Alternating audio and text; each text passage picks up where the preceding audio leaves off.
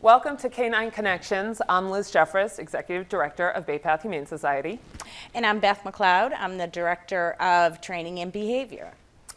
So this is episode 2, what we're calling Training Part 1. So over the next few episodes, we really want to get it really in depth into hands-on training techniques, but we still want to talk about some more high-level concepts around training and behavior. And to start, we wanted to highlight 2 organizations who are real leaders in the movement towards the most humane training practices. And so to start that off, Beth's going to talk about AVSAB.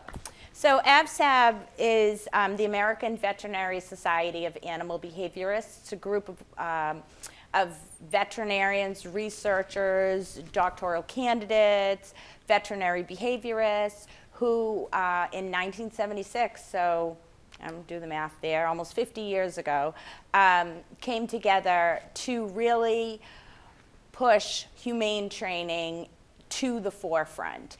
And at Bay Path, we follow the AVSAB position on humane training. I'm going to cheat and use my phone here because there are a few things that I want to share with you guys about what those concepts are. So just give me 1 second. We're going to pull this up. Percy is like so into Percy's it. helping us once again today. So you can find the whole AVSAB statement on our website, but a couple of things I want to share with you from them is evidence supports the use of reward-based methods for all canine training. AVSAB promotes interactions with animals based on compassion, respect, and scientific evidence. Based on these factors, reward-based learning offers the most advantages and least harm to the learner's welfare. Research supports the efficacy of reward-based training to address unwanted and challenging behaviors. There is no evidence that aversive training is necessary for dog training or behavior modification. And so for those of you who aren't sure kind of where things fall into what is reinforcement and what is aversive, so one of the things that they outline is what techniques should be avoided in training. And these are your aversive training methods. An appropriate trainer should avoid any use of training tools that involve pain, such as choke chains, prong collars, or electric shock collars, intimidation in the form of squirt bottles, shaker noise cans, compressed air cans, shouting, staring, or forceful manipulation such as alpha rolls or dominance downs, physical correction techniques such as using physical force or leash jerking, or flooding, which is an overexposure to a stimulus that the dog finds upsetting. The goal is that the learner must always feel safe and have the ability to opt out, to choose not to engage. So that's just kind of an overview of where AVSAB is coming from. And again, the position statement, you can look at the AVSAB position statement on humane training. You can Google it, or you can go right to the resources section of our website under training, and you'll find that position statement right on the front page. So, and Liz is going to talk a little bit more about the fear-free movement. Yeah, it's great. Thank you so much. And it's kind of like I mean, this is me just making this up, but the fear-free people took the AVSAB movement and are putting it in place. So fear-free was something that was started, initiative started in 2016. They have a simple, awesome mission that is mitigating fear, anxiety, and stress for pets by appealing to, teaching, engaging, and inspiring the people that care for them. That's obviously the pet owner, people in animal welfare, your vet, your trainer, your groomer, everyone who has their hands on your pet. And they do it, they have these, it's very data-driven, much like AVSAB, they're working with board-certified vet behaviorists. These are veterinarians who have gone on to get masters and PhDs in behavior, pain experts, veterinarians who understand pain, and obviously trainers, groomers, dog walkers, shelter people. So super data driven, and what they do is offer a whole host of online resources and courses. And as it pertains to Bay Path, they offer free for shelter workers and volunteers a pretty extensive course where you can get certified. It's fear-free, and everyone who works at Bay Path is fear-free certified. For our purposes in a shelter, we really need to focus on what the cat or dog is experiencing, visually, auditorily, what they smell, how we handle them. And it just, animals mask pain, mask stress very well. So it just is a way to have you kind of dial into what their experience is. And again, mitigating fear, anxiety, and stress. So I definitely think, again, groomers, dog walkers, trainers, vets, they can all go through this accreditation, and it's something you should talk to anyone caring for your animal about. And just because they don't maybe have the accreditation, that's okay. This is a newer thing, it's really catching on, but at least having those conversations I think is important to just kind of understand if it's something like, oh yeah, great, I should do that, or yeah, I love that, I'm familiar with it. And my opinion would be if they're out on that, I would head the other way, Right. because I think it's the way to go. Absolutely. So next we're going to talk about the equipment that we use in training. Yep. So now we're going to spend a little bit of time talking about equipment. As we said in the previous bit, there is equipment that we definitely do not use. We don't use prong collars, choke collars, e-collars. What we do use are flat buckle collars and martingales, and I'm going to show you the difference between those. Martingales, we use these at the shelter. A lot of people won't use them with their dogs at home because they have a relationship with a dog and the dog has a recall, so they're not so worried about the dog escaping. A martingale we call this a limited slip, right? So you set the size of the ring so it can only tighten so far. But for dogs, especially dogs who are just coming into the shelter, we cannot lose a dog by having them wiggle out of their collar. You also will generally see martingales on dogs like the Whippets and the Greyhounds whose necks are so thin that you'll see those. They're usually very fancy. They're big, beautiful collars decorated with lots of bling. But it's the same concept. It's a limited slip, can't choke the dog, but it just gets tight enough to keep from slipping over those narrow necks and heads. Generally, what you're going to see for most people is what we call a flat buckle collar. You adjust it to the right size. This actually looks like it would fit you, Percy. It's our friend Percy back with us again. So you adjust this to your dog's neck when you first get it, and then it just buckles up like this. So those are the two collars that we use. Otherwise, what we like, especially at Bay Path, our dogs are walked on harnesses. So when we're out walking, when we're out, on an adventure, we're going to have some kind of harness. Two of the harnesses that we like are the Pet Safe 3-in-1. This is obviously for like some big, huge dog. It's not going to fit Percy. But what this does is the dog's head goes through here. This part goes to the dog's tail, and this actually comes down and around the shoulders. We used to use harnesses called Easy Walk. We don't use those anymore because what that does is it actually binds this shoulder area on the dog and restricts movement. So we've moved to harnesses that are just more, ergonomically correct, I guess. So Pet Safe 3-in-1 is one that we love. This is a Freedom harness, a little different setup, but kind of the same concept. It's got 2 points of contact, both these harnesses do, one below the chin and one on the back.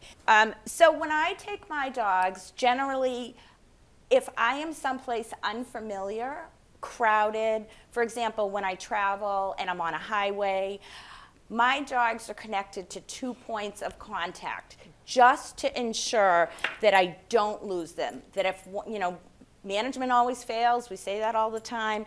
If something fails on one piece of equipment, I have a backup on the other. So what I do is, if this is my dog, so I will take the right size carabiner. This is going to be too little, but it gives you it's what I grabbed when I was running out the door today. So I actually will clip it here, and I clip it to the front of the harness. So now what happens is these two things are connected. So if this breaks, the leash is still going to be connected down here. If the harness breaks or they slip out of their harness, some of those dogs are pretty bendy, the same thing. I've got this second point of contact. So we're going to make sure that we're very safe. You know, it's different when your dog has already learned how to walk on a leash and your dog is used to going into the city. But whenever I'm in the city, because I'm a suburban girl, I don't spend a lot of time in downtown Boston or downtown Portsmouth or downtown anywher for that matter, other than Hopkinton. I will double clip just to ensure that they're safe. So now, so that's leashes and harnesses. Another piece of equipment that we don't use anymore that we used to years and years ago is a gentle leader. You'll see this sometimes. It's like a loop that goes around the dog's snout, and the leash is actually connected to that. We don't really use that anymore because if you've ever seen that, what happens is it almost creates like a whiplash effect with the dog. When the dog begins to lunge, that whips the dog's head back. And so there could be a lot of soft tissue damage there. There's so many nerves in the dog's neck that we want to just treat the dogs, softly and nicely. So now we're going to talk about leashes, right, Percy? This is a leash that I love just for that reason that we were just talking about. This is actually a double-ended leash. Freedom makes these. And so the handle is in the middle of two clips. Now, you don't have to use both clips, but this is another way to connect. Just like we did this, you can have a leash here on this point and a leash on the collar. And then what happens is, Liz, can you be my dog for a second here? Just hold that so we can see. So that you'll see that, I'm connected in two different points. So again, we'll use this in one of those situations. You could also connect two dogs at one time. So that's what we use for those kind of situations. My favorite leashes to train with, I like a fairly narrow leather leash, or biothane is if you're, out on leather, which a lot of us are. You can use biothane. It's an alternative. But I like a nice, I think this is a 3/8 inch leash. Now, here's a little don't. I am kind of out on these poop bags at the end of the leash, and the reason I am is because it's hard enough, and this is why I don't like the big 1-inch leashes. I don't like, I was seeing these big kind of coiled leashes lately with clients and students. It's a lot to have in your hand. When I'm working with a dog, I want to be able to control how I hold that leash. And if I've got something, let's just say, for example, this is probably 1 inch wide. It's a lot of junk to have in my hand. So I'm going to go with something narrower than that. If you're working with a dog and you're giving them a hand signal and they're at this end of the leash and you're giving a hand signal with this hand, now you got this all thing dangling everywhere. So let's 86 the poop bags, unless you're out on a big hike or you've already trained your dog, in which case, good, excellent.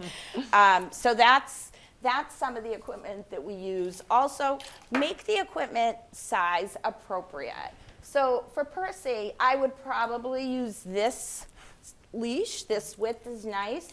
If you have can I have this, Percy? Thank you.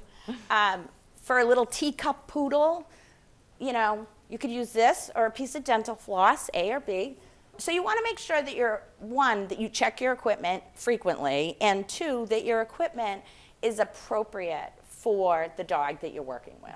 Can I ask one question? Of Can course. you speak to the, the retractable? Which Oh, we yes, we're see totally out on shelter? retractable leashes for most people. And the reason is, Safety. again, It's more safety than anything. we get, that's very bulky to have in your hand. It doesn't give you a lot of control when you're training a dog. There are a lot of people I know who use them in different circumstances. However, the other thing is, I have seen numerous times people drop that leash and it automatically retracts and hits the dog on the bum. So also probably not a great experience for the dog. And if, a dog jumps out at a car and you can't pull it back fast enough. Exactly, Yeah. exactly. So, good point, great. Liz. Excellent. Great. Excellent. Okay, we're going to move on to our next segment. So now we want to just quickly talk about how to find a trainer.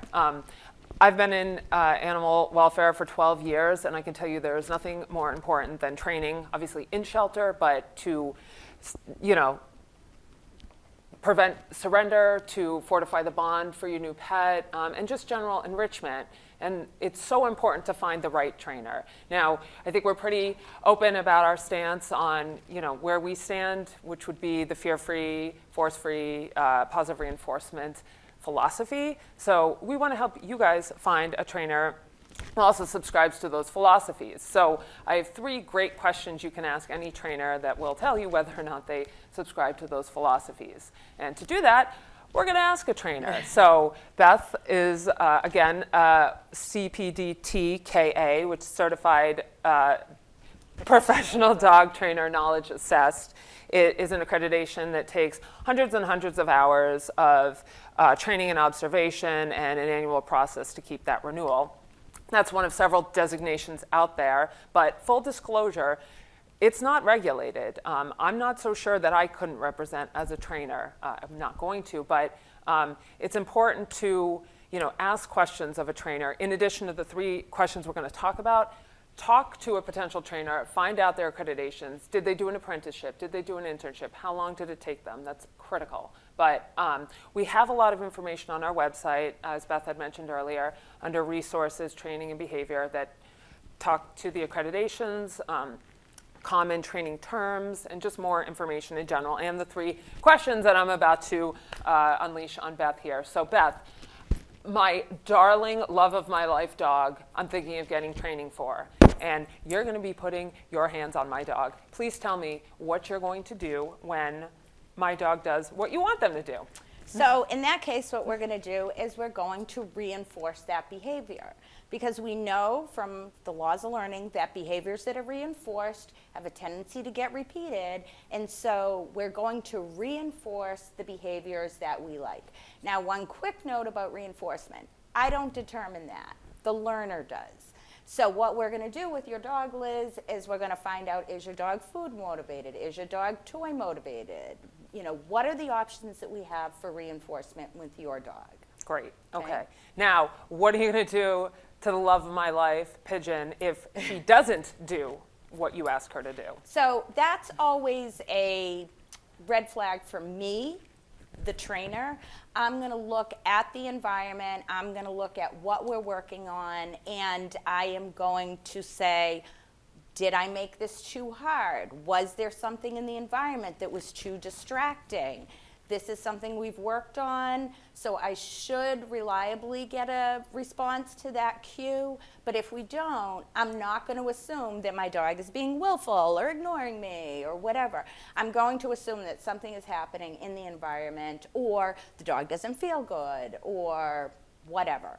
I'm going to look at it that way. And then I'm going to make whatever I've asked for easier. I'm going to back up a step and find a place at which I can reinforce Pigeon. Great. Now, what if my angel gives you an undesirable behavior, like just jumping up or grabbing your shirt? So in those cases, what we look at is, first of all, what is the undesirable behavior? Let's say it's jumping up, right? So when we're working with those kind of behaviors, we're looking at management combined with training. If I know that Pigeon hurls herself at, people who come into the house, what I would do is have you have Pigeon on a leash and reinforce her for staying near you versus, jumping up and, assaulting, not assaulting, but not a good word, but jumping up or, coming in too fast to say hello to somebody. So that's the management part. Let's put her on a leash. Let's set her up. We're always looking to set them up for success. What we're not doing is yelling at Pigeon. Well, she's deaf, full Sure. disclosure. So if it's, let's say, Troy, we're not yelling. We're not saying, no, get off, get down.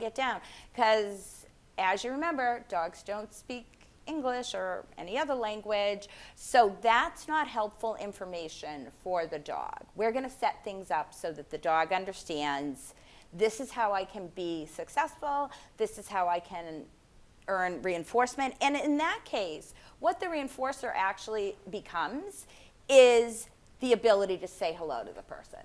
Beautiful. All right, great. So just in closing, what do you do if my pet does what you ask them to do, if they don't do what you ask them to do, and if there's an undesirable behavior? Those are key questions. Thank you. Excellent.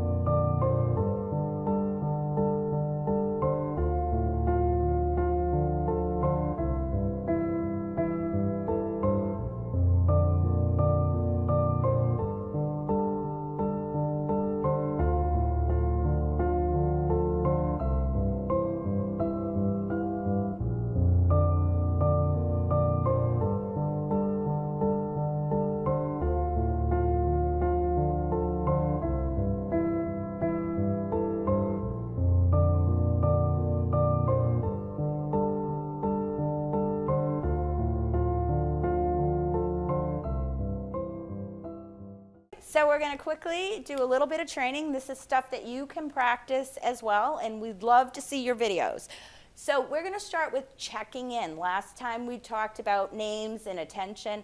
This time we're going to start with Percy checking in with me, and this leads generally to how I teach loose leash walking. Try saying that 3 times fast, and a really reliable recall. So all I'm going to do is I'm going to toss a cookie for Percy, and when he gets it, I'm going to start to walk away. When he comes back to me, I'm going to toss another cookie in the opposite direction. And if I wasn't mic'd up here, I would be doing this a lot faster. I'd be running. But I'm not that coordinated, and I feel like, there we go. Now we got Percy running here. And so every time he gets to me, you notice, yes, that I mark that behavior. So I'm teaching him that checking in with me is the most reinforcing thing that he can do. So I want you guys to practice that this week. Oh, look, you got a twofer. There you go. And we look forward to seeing your videos. So we want to say thanks for another episode of Canine Connections, and we'll see you next month. See you next month. Thank you.